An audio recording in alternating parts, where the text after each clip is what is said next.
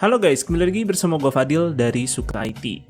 GPU generasi baru tuh sudah rilis, tapi rasa-rasanya secara harga tuh masih kurang cocok ya bagi banyak kalangan, sebab harga yang diminta tuh semakin tinggi.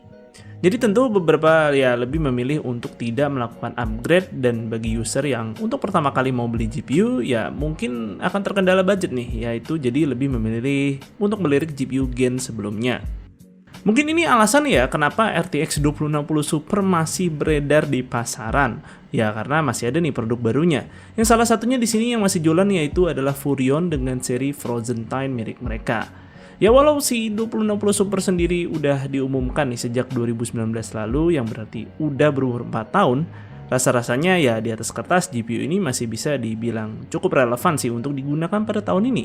Seperti masih bisa jalanin ray tracing, lalu ada Nvidia Tensor Core untuk DLSS, dan juga yang buat suka main AI kayak Stable Diffusion.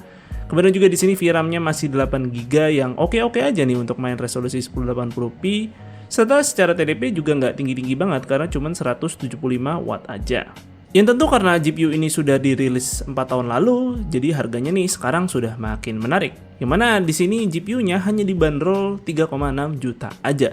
Jadi ya gua rasa sih apa yang udah didapat dari 26 Super ini, gua rasa harga yang ditawarkan ya cukup menarik.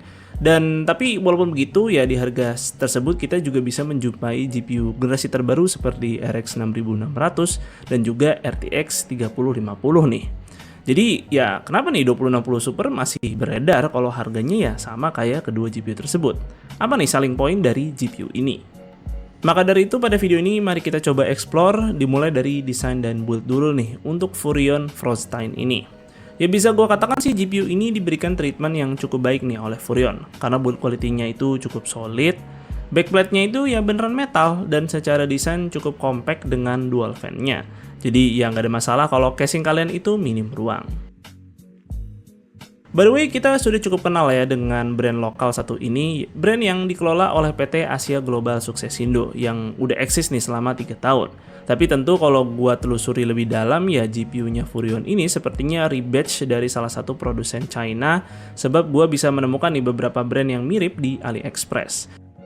Namun kalian bisa lihat nih video teardown secara mendetail dari channel ARX Media, yang kalau gue lihat nih videonya, QC-nya Furrion itu ternyata cukup oke nih dan nggak terkesan seperti GPU refurbished.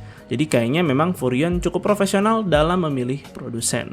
Kemudian juga dari GPU Z ya terbaca nih kalau GPU dari Furrion ini memang beneran RTX 2060 Super. Yang di sini gue coba bandingkan dengan GPU Z dari Tech Power Up. Oke, terakhir untuk spesifikasi dan desain, di sini port display dari GPU ini ada 4, yaitu 3 display port dan 1 HDMI. Lalu bagaimana nih untuk performa si 2060 Super ini di game-game sekarang? Oke, gue akan coba tes pada game-game rilisan terbaru kayak Resident Evil 4 dan juga Starfield. Serta gue juga akan nih tes per AI-an lah, yaitu ya bisa kita bilang Stable Diffusion. Nah, sebagai pembanding gue akan pakai RTX 3060 12GB ya karena cuman adanya GPU ini aja yang paling mendekati untuk dibandingkan. Oke, berikut spesifikasi lengkap sistem yang akan gue pakai tes. Nah, pada games pertama di Shadow of the Tomb Raider tanpa ray tracing terlihat nih selisih 2060 Super dengan 3060 ternyata tidak begitu jauh. Yes, bahkan pada ray tracing sekalipun juga ya cukup oke nih. Awalan yang cukup baik untuk 2060 Super, lalu untuk game berikutnya gimana nih? Oke, pada Cyberpunk 2077 sekali lagi selisihnya pada game ini malah nggak sampai 10% nih.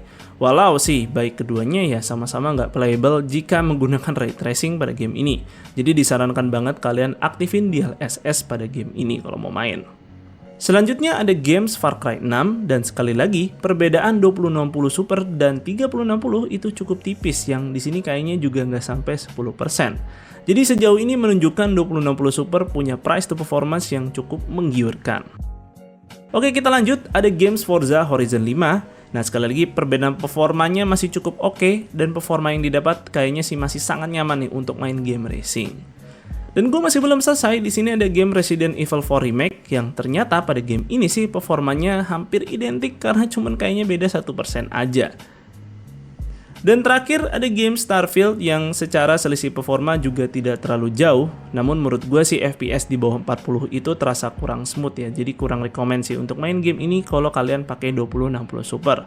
Tapi ya game ini juga sebenarnya memang kurang optimize sih sama GPU Nvidia. Karena gue sempat tes pakai 4060 Ti sekalipun ya masih terasa cukup berat game ini. Kita lanjut ke 3D rendering menggunakan Blender nih. Secara mengejutkan, ternyata 2060 Super itu punya waktu render yang tidak berbeda jauh sama 3060. Malah di pengetesan gua, si 2060 Super itu sedikit lebih cepat nih dibanding 3060. Kita lanjut ke pengetesan terakhir yaitu AI Stable Diffusion. Nah di sini baru nih terasa CUDA cores dari 3060 itu jauh lebih kenceng dari 2060 Super. Tapi ya gue rasa hasil ini tidak terlalu buruk kok.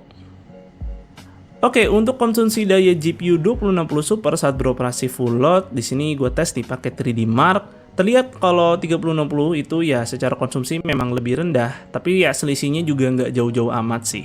Dan 2060 Super juga masih di bawah 200 watt nih. So, nggak membutuhkan power supply yang terlalu demanding juga. Jadi gua rasa kenapa RTX 2060 Super ini masih beredar, sebab secara performa GPU ini memang cukup mendekati dengan RTX 3060 12GB, baik itu non ray tracing maupun ray tracing. Yang tentu kalau kalian pilih RTX 3050 ya nggak akan bisa dapat performa sedekat ini. Ya paling sih kalau kalian beli RX 6600 secara performa memang lebih oke sih. Namun ya tidak bisa kalian mendapatkan benefit seperti Nvidia CUDA, kemudian juga Tensor Core yang tentu sangat bermanfaat sekali untuk akselerasi software productivity, apalagi sekarang zaman-zamannya AI. Bahkan Photoshop pun udah nerapin hal tersebut, tapi sayangnya gua nggak sempet tes karena belum tahu nih cara ngukur performanya gimana. Ya anyway, masih cukup banyak lah selling point dari 2060 Super ini di tahun 2023. Kecuali ya kalau kalian bandingin sama GPU bekas yang gue rasa sih juga nggak fair ya, sebab tergantung kondisi GPU bekasnya itu sendiri gimana. Cuman perlu diingat kalau kalian mau cari 2060 Super itu udah nggak banyak nih yang jual versi barunya. Kalaupun ada ya salah satunya ya si Furion ini yang semoga aja secara stok itu masih cukup banyak. Karena memang secara official dari Nvidia sendiri untuk chip RTX 2000 series itu udah discontinue. Ya jadi karena opsi 2060 Super itu sendiri ya mulai sudah tidak banyak untuk produk barunya, jadi tidak ada salahnya kalian untuk melirik si Furion ini. Tapi secara reputasi sih distributornya memang cukup baik dan semua produk GPU-nya itu udah dikasih garansi selama 2 tahun. Dan mungkin segitu aja untuk videonya kali ini, semoga video ini bermanfaat buat kalian. Jika kalian berkenan like dan share video ini, dan jangan lupa subscribe channel Suka IT jika kalian gak mau ketinggalan kontennya. Dan jangan lupa juga follow Suka IT di Instagram dengan nama @suka_it. Gue Fadil dari Suka IT pamit undur diri, see you on the next video.